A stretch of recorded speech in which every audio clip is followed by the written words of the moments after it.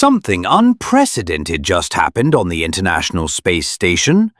After 25 years of continuous operations, NASA cut a mission short because of a medical emergency. Crew 11 is coming home a month early, and one astronaut's health crisis just set off a chain reaction that could derail the entire Artemis lunar program. NASA keeps saying everything's fine. The hardware's ready. Artemis 2 launches in February. But if you dig past the press releases, a different picture emerges. Why are experienced engineers leaving in droves? What really happened to that astronaut? And why is a $93 billion moon program suddenly depending on SpaceX to save it? The answers aren't what NASA wants you to hear. Let's find out on today's New Space Review.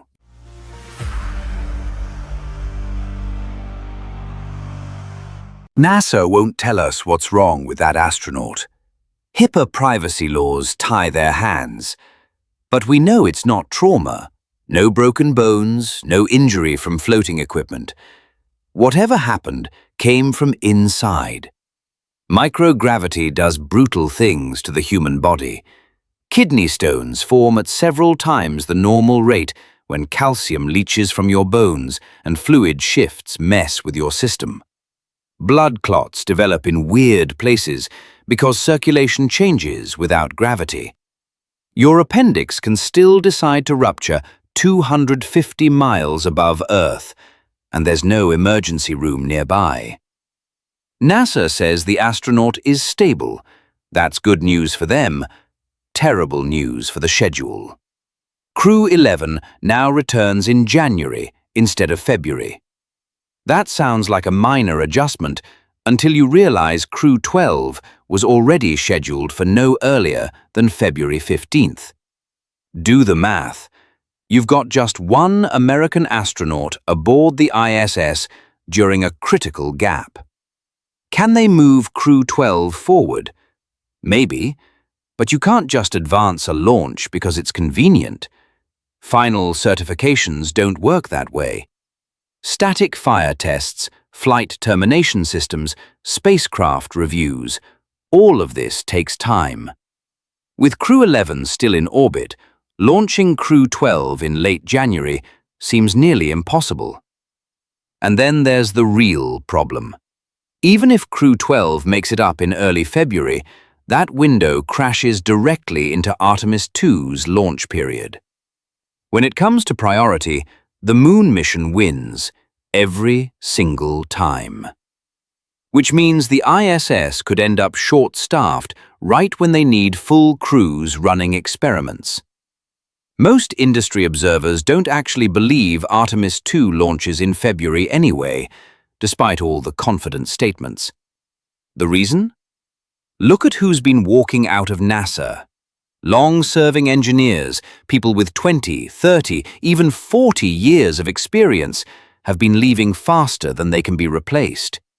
They're taking something with them that you can't put in a training manual. It's not just technical knowledge, it's instinct. The ability to glance at data and know something's off before any alarm sounds. The judgment that comes from managing dozens of missions and seeing every possible way things can go wrong. This staffing crisis is documented and real. During Artemis 1, Orion's heat shield took significant damage on re-entry. Engineers made design changes, adjusted flight parameters. But who's verifying those fixes work? When your most experienced thermal protection experts have retired, who makes the final call on whether it's safe to put astronauts inside? The margin for error keeps shrinking. Real-time sensor interpretation, split-second responses to abnormal readings, sound judgment at T-30 seconds. All of this requires experience.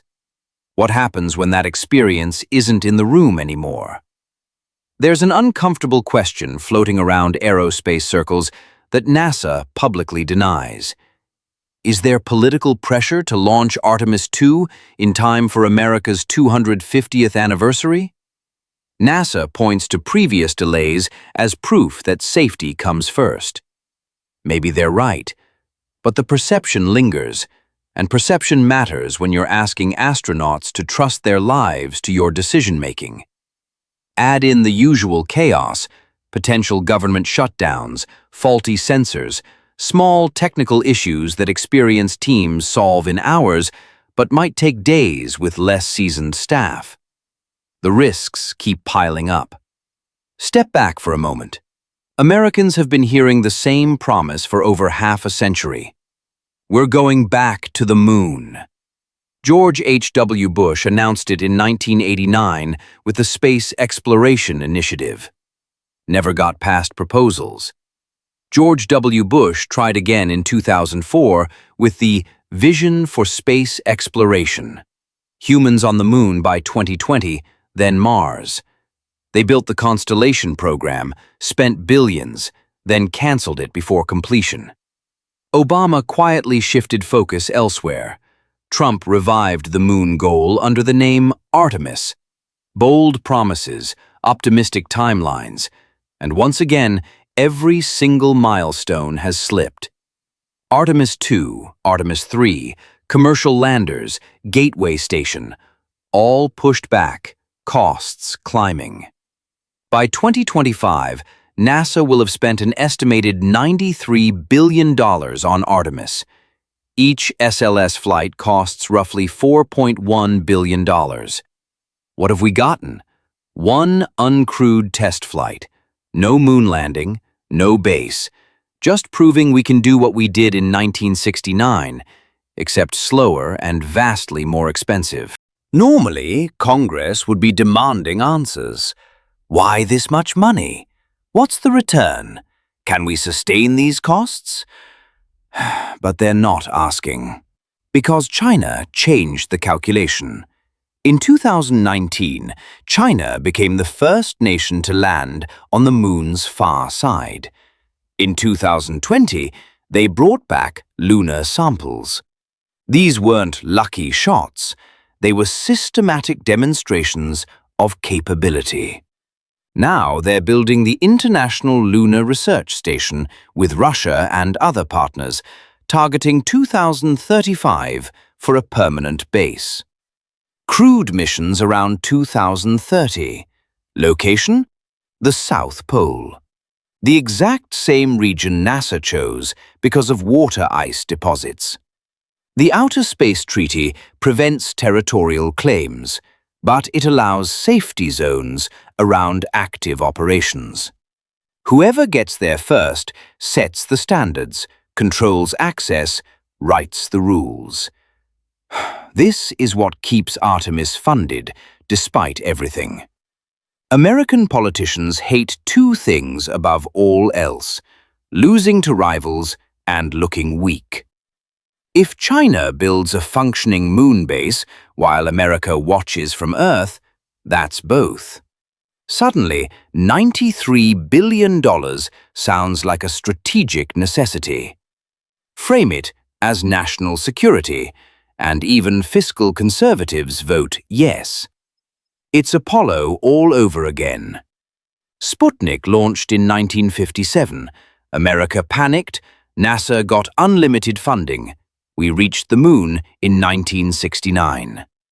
The moment Soviet competition ended, Apollo was cancelled. No rival meant no budget. Artemis survives because China provides that rival.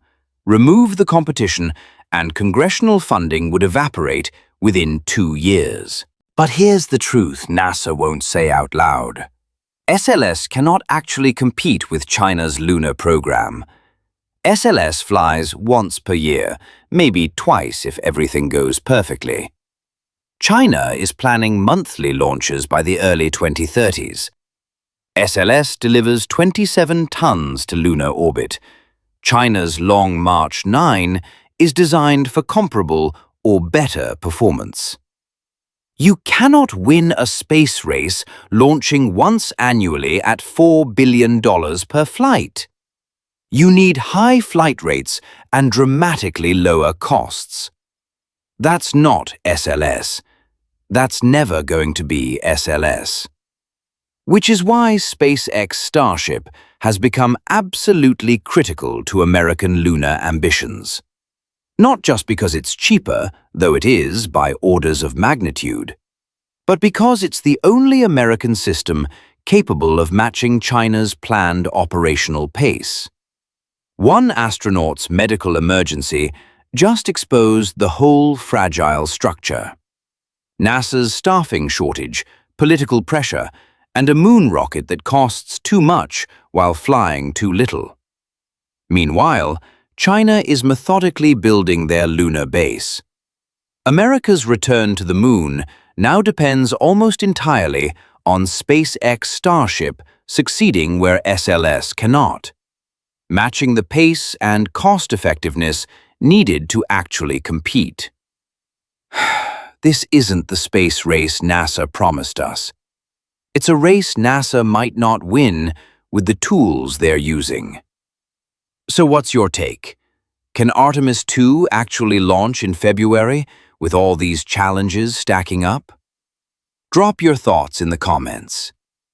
If this breakdown helped you see what's really happening behind the headlines, hit that like button and subscribe to New Space Review for more honest analysis of the space industry. Share this with anyone who's still wondering why we haven't gone back to the moon yet. And speaking of SpaceX solutions, you need to see what they just pulled off that NASA completely overlooked. Click the video on your screen. SpaceX found brilliant solution NASA missed. 10 times faster recovery exposed. This changes everything about rapid reusability. Thanks for watching. See you in the next one.